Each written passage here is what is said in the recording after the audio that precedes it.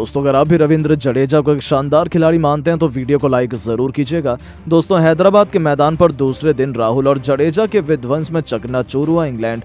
दूसरे दिन ही जीत के मुकाम पर पहुंची टीम इंडिया तो भारतीय टीम के चर्चे तो पाकिस्तान तक पहुंच चुके हैं, जहां अब दोनों खिलाड़ियों की जमकर तारीफों के कसीदे पढ़ते हुए कई पाकिस्तानी दिग्गज भी सामने आए हैं। तो आखिर शोएब अख्तर से लेकर वसीम अकरम, इंजमाम उल हक से लेकर शाहिद अफरीदी जैसे बड़े बड़े दिग्गजों का क्या रहा इन दोनों की धाकड़ बल्लेबाजी और टीम इंडिया के शानदार प्रदर्शन पर रिएक्शन, उन सभी के बयान तो हम आपको दिखाएंगे ही, लेकिन उससे पहले आपको क्या लगता है कि जडेजा और राहुल में कौन सबसे बेहतरीन बल्लेबाज है? अपनी राय नीचे कमेंट बॉक्स में जरूर बताइएगा।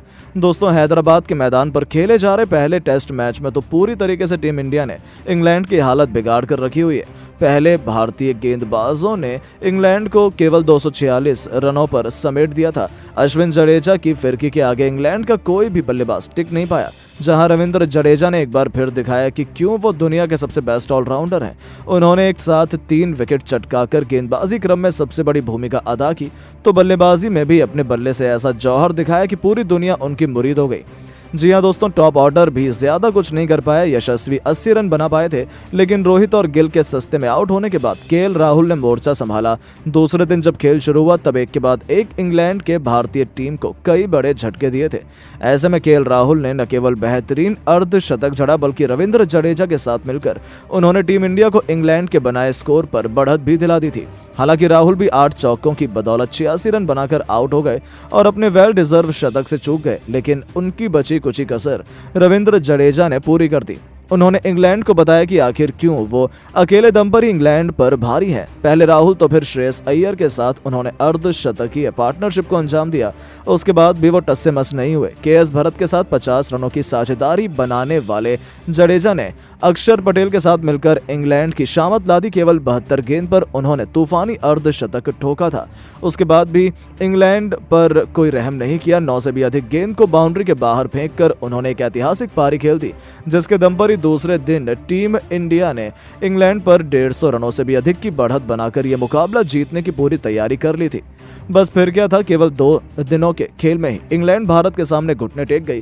टीम इंडिया ने 400 रन बना लिए, वो भी राहुल और जडेजा की विस्फोटक बल्लेबाजी के दम पर। इसके बाद न केवल इंग्लैंड बल्कि पाकिस्तान में भी हड़कंप मचा हुआ है, जहां पाकिस्तान के कई बड़े बड़े दिग्गज भी ये शानदार प्रदर्शन देखकर हैरान रह गए। सबसे पहले तो शोएब अख्तर का रिएक्शन निकलकर सामने आया। उन्होंने कहा कि यह होता है प्योर डोमिनेशन। सामने वाली टीम को आपने 2 दिन भी नहीं टिकने दिया, और जबकि वो दुनिया की नंबर 1 साइड है।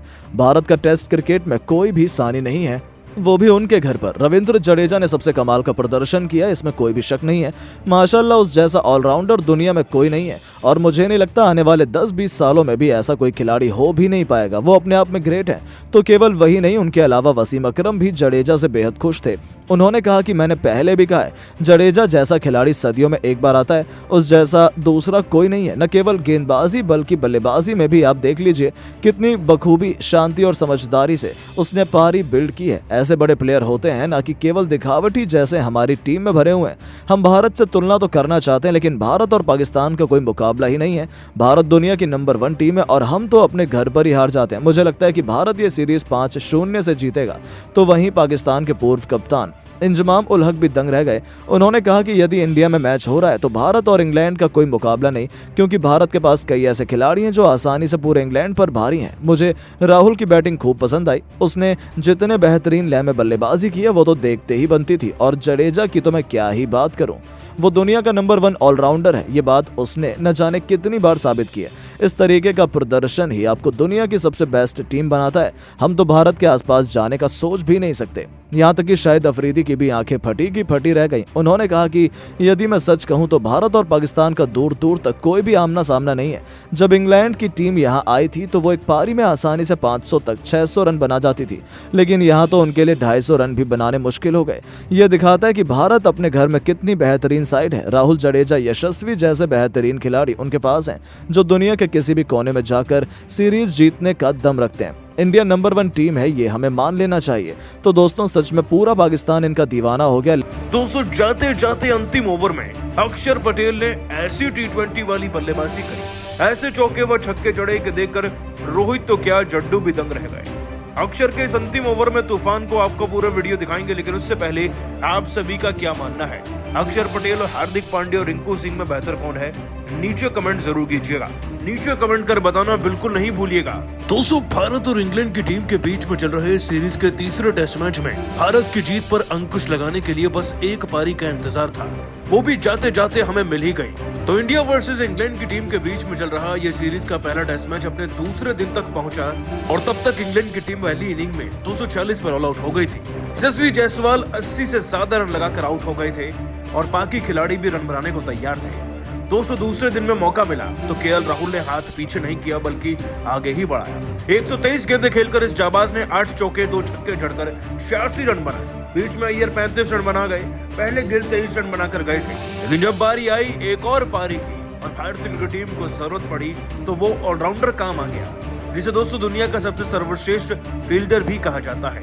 आपने बिल्कुल सही पहचान लिया, हम बात रविंद्र जडेजा की ही तो कर रहे हैं। दोस्तों, जडेजा का साथ देने के लिए मैदान में अब श्रीकर भरत मौजूद थे और उस खिलाड़ी ने भी 41 रन बनाए, लेकिन 35 साल के जडेजा क्या कुछ कर सकते हैं? वो सब कुछ कर सकते हैं जो दोस्तों शायद 25-24 साल का खिलाड़ी भी ना कर पाए, और आज उन्होंने प्रूव भी किया। अपनी जबरदस्त स्ट्रेंथ का इस्तेमाल करते हुए दोस्तों जडेजा ने कोई T20 पारी नहीं खेली, बल्कि एक टेस्ट के लिहाजा से पारी खेलते हुए ना 143 गेंदों के अंदर 6 चौके 2 छक्के लगाकर 51 का ही स्ट्राइक रेट बरकरार रखा। इस खिलाड़ी ने 74 रन बना दिए थे और ये 74 रन ये मत समझिएगा कि बिना बाउंड्रीज के बन गए। आपको बताएं दोस्तों कि जडेजा बाउंड्री लगाने में किसी से पीछे नहीं थे। जब भी कोई आउट होता, जड्डू के बल्ले से बाउंड्री निकलती और वो जवाब देते तुरंत। श्रीकर भरत के आउट होने के बावजूद भी दोस्तों, रविचंद्र अश्विन के रनआउट होने के बावजूद भी मैदान में दोस्तों जडेजा के चौके कम नहीं हुए थे। इनफैक्ट एक ही ओवर में उन्होंने टॉम हार्टली को 2 चौके जड़ दिए थे और 65वें ओवर की दूसरी गेंद पर जड्डू ने एक 90 मीटर का छोटा छक्का भी लगाया था। दोस्तों, जडेजा की यही 70 से ज्यादा रन वाली पारी ना भारत को उठाकर सीधा 400 तक ले गई और इंग्लैंड की टीम के ऊपर हमारी लीड 153 रन से भी ज्यादा की हो चुकी थी। जड्डू जो कि 75 पर थे, वो शतक तो पूरा कर ही लेते, इस बात में कोई शक नहीं था दोस्तों। और वैसे भी ये पारी किसी शतक से कम थोड़ी है।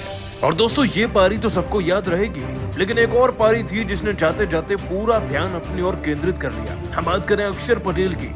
अक्षर पटेल ने दोस्तों जाते जाते टेस्ट को T20 बनाकर ही छोड़ा। अंतिम ओवर की 3 गेंदों पर ना दोस्तों उन्होंने आखिरी 3 ऐसे शॉट लगाए जो इस मैच को छोड़िए पूरी सीरीज तक सबको याद रहेंगे। देखिए, जडेजा तो 81 रन बना चुके थे और अंतिम ओवर चल रहा था। 110वें ओवर की बात है जब टॉम हार्टली गेंदबाजी कर रहे थे और पहली 3 गेंदों पे कुछ खास हुआ नहीं, बस अक्षर के पास स्ट्राइक आई थी। लेकिन इस बात से पूरी तरीके से बेखौफ होकर टॉम हार्टली गेंदबाजी कर रहे थे कि अक्षर कुछ कर भी सकते हैं। और फिर दोस्तों वो हुआ कि सब आंखें मलते देखते रह गए। अक्षर पटेल ने दोस्तों इस ओवर की चौथी गेंद पर एक शानदार चौका जड़ा जो कि एक स्ट्रेट ड्राइव शॉट था। उसके बाद दोस्तों इस ओवर की 5वीं गेंद पर अक्षर पटेल ने मौका देखते हुए सीधा डीप मिड विकेट की तरफ से छक्का भी जड़ा और जो एक बाउंसर उन्हें मिली ना, तो फिर वो मिड विकेट की तरफ से एक चौका भी लगा गए। यानी कि 3 गेंदों के अंदर अक्षर पटेल ने 14 रन जड़ दिया। अब इसे T20 ना कहें तो भला क्या कहें। 65 गेंदों में अक्षर पटेल ने 5 चौके 1 छक्का लगाकर अपने खाते में भी 35 रन कर लिए और भारत 175 की लीड से आगे हो गया। दोस्तों, अक्षर पटेल वाकई में कमाल के ऑलराउंडर हैं। उनकी गेंदबाजी और बल्लेबाजी से कैसे भारत जीत की तरफ एक और कदम बढ़ा गया, ये सब आपने देखा। दोस्तों, दूसरे दिन के खेल में जाते जाते रविंद्र जडेजा का ऐसा शो दिखा कि इंग्लैंड की टीम ने उनके आगे घुटने टेक ही दिए। दोस्तों, कैसे आखिरकार पुराना हिसाब चुकता करते हुए एक बार फिर इंग्लैंड की टीम के आगे धावा बोल दिया जडेजा ने और लगभग शतक की पारी खेलकर क्या क्या रिकॉर्ड भी बनाए। उनकी बैटिंग व रिकॉर्ड्स का पूरा वीडियो आपके सामने पेश करने जा रहे हैं, लेकिन उससे पहले आप सभी का क्या मानना है? रविंद्र जडेजा, हार्दिक पांड्या और रिंकू सिंह, तीनों में सबसे बेहतर खिलाड़ी कौन है आपकी नजरों में? नीचे कमेंट कर बताना बिल्कुल नहीं भूलिएगा। दोस्तों, भारत और इंग्लैंड की टीम के बीच में चल रहे सीरीज के तीसरे टेस्ट मैच में भारत की जीत पर अंकुश लगाने के लिए बस एक पारी का इंतजार था, वो भी जाते जाते हमें मिल ही गई। तो इंडिया वर्सेस इंग्लैंड की टीम के बीच में चल रहा ये सीरीज का पहला टेस्ट मैच अपने दूसरे दिन तक पहुंचा और तब तक इंग्लैंड की टीम पहली इनिंग में 240 पर ऑल आउट हो गई थी। यशस्वी जायसवाल 80 से ज्यादा रन लगाकर आउट हो गए थे और बाकी खिलाड़ी भी रन बनाने को तैयार थे। दूसरे दिन में मौका मिला तो केएल राहुल ने हाथ पीछे नहीं किया बल्कि आगे ही बढ़ाया।